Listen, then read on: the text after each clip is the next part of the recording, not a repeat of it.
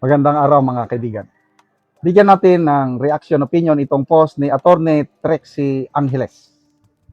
Isinare niya ang pahayag ng dalawang senador, Lacson and Rapi Tulfo, tungkol sa bilang ilan ang conviction votes na kailangan para ma-convict si VP Sara. Ito, inuna niya, si Rapi Tulfo, non-lawyer, komedyante, vlogger.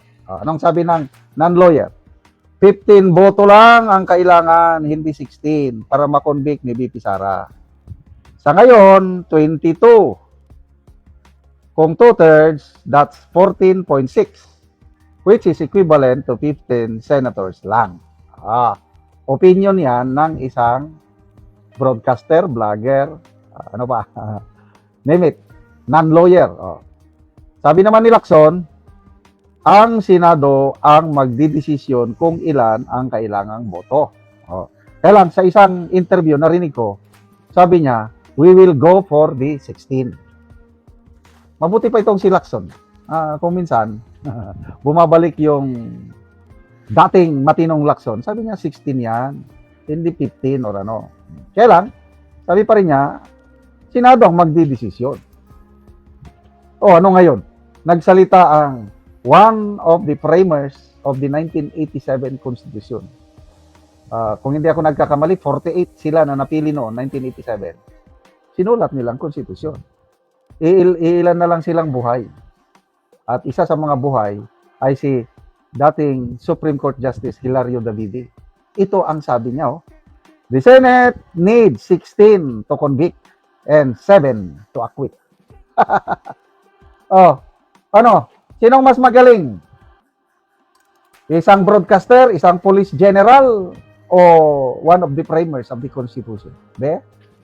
Kaya ito ang reaksyon ni Attorney Trixie Angeles. It's amazing watching these senators say those things. It is doubly amazing to see that they really don't read and understand the Constitution. But I like it. At least they have a little understanding about separation of powers. The problem, though, is that separation is not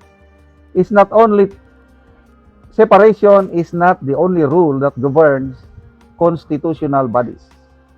They need to understand that separation only helps them while they're at it. But once they are done, the other power gets its time to dissect and maybe even kill until it's absolutely dead, whatever Senate has done. And that rule holds true in almost everything they do. But it's nice to know they actually know something. Hindi trabaho, ang narinig kong paliwanag ni Attorney Edward Checo, hindi trabaho ng mga senador na mag-interpret ng konstitusyon o batas. Ang kanila is to act as impeachment court. Yun ang rule nila na nakasaad sa konstitusyon. Kung ilan ang number ng conviction votes, dalawa lang ang dapat gawin. Sabi ni Attorney Edward Checo, napakagaling magpaliwanag itong abogado na ito. Napaka objective kung magsalita, wala siyang pinapanigan.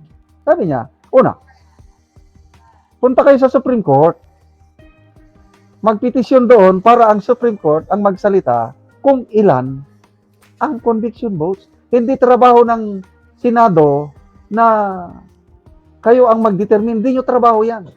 Kaya pahiya itong si Lacson, sabi niya na it is the Senate that will decide. No way. Judicial, ano na yan Anong tawag doon?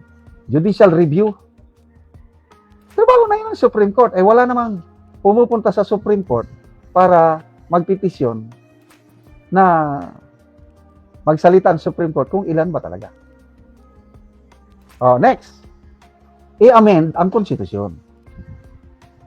Para maging klaro. Kasi ang konstitusyon, yung all members of the Senate,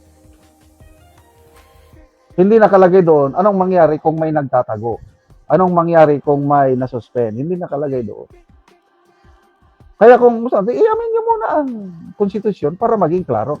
Without amendment of the Constitution, without formal decision of the Supreme Court, sabi na Attorney Chico, it should be 16. Ganon din ang pananaw ni Attorney Romy Macalintal. It should be 16. Hindi na yan dapat pinag-uusapan ng defense, ng prosecution, o ang mga Senate kasi very clear na po sa konstitusyon na 2/3 of all members. Ang members of the Senate is 24. Hindi nabawasan. Pwede lang mabawasan in 4 instances kung may namatay. Meron bang namatay? Wala naman. Kung may nag-resign. May nag-resign ba? Wala naman. Kung may tumanggap ng executive position. Meron ba? Wala naman. O kung may na-expel. Meron bang na-expel? Wala naman. Suspension, hindi yun basihan para tanggalin mo ang isang senador. Suspension lang yun, ni si Jinggoy. Yung nagtatago, hindi rin yun batayan na tanggalin mo ang isang senador. So, again, salamat kay ex-Supreme Court Justice Hilario Davide at nagsalita na siya. Huwag naman masyadong naggaling-galingan. Ang trabaho lang ng senador is to act as senator judge, hindi yung mag-interpret kung anong ibig sabihin ng all members of the Senate 2/3. Trabaho yan ng Supreme Court. Salamat mga kaibigan sa inyong pagsubaybay sa channel nito. Nakakatulong kayo ng malaki sa tribong Talandig ng Bukidnon dahil ang sweldo natin sa channel na ito is pantulong po sa tribo. Namimigay tayo ng libreng yero at pako para makapagpatayo sila ng mas maayos na tira. Panoorin nyo ang video na ito. Pero na anak ko diri sa balay sa tabangan ng Mugyero. So muna ni ang itsura sa kadako sa buslot sa iyang balay. So kuan nagid kayo dako nagid kayo og mga buslot. Dang pagpuyo kuan nagid kayo ang yero tungod sa kadugayon na inani na gyud ang itsura gipang sumpay-sumpay ug nangalata na. So muna ni ang ilang kahimtang.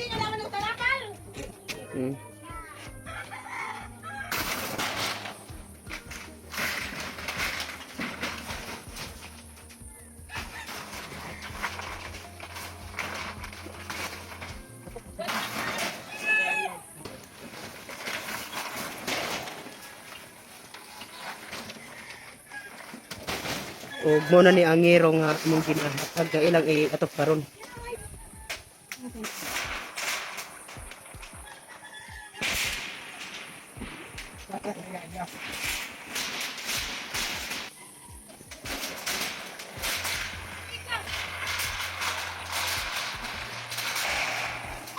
O karon humanagid sa pag-atop ang among ginatabang nga yero. So nindot na gyud. Salamat ko dako kaayo sa Ginoo kay gatagan ko niya taw nga nagtabang sa amo. Dako kay kong pasalamat pud sa nagyatag sa Ginoo sa ako nga tao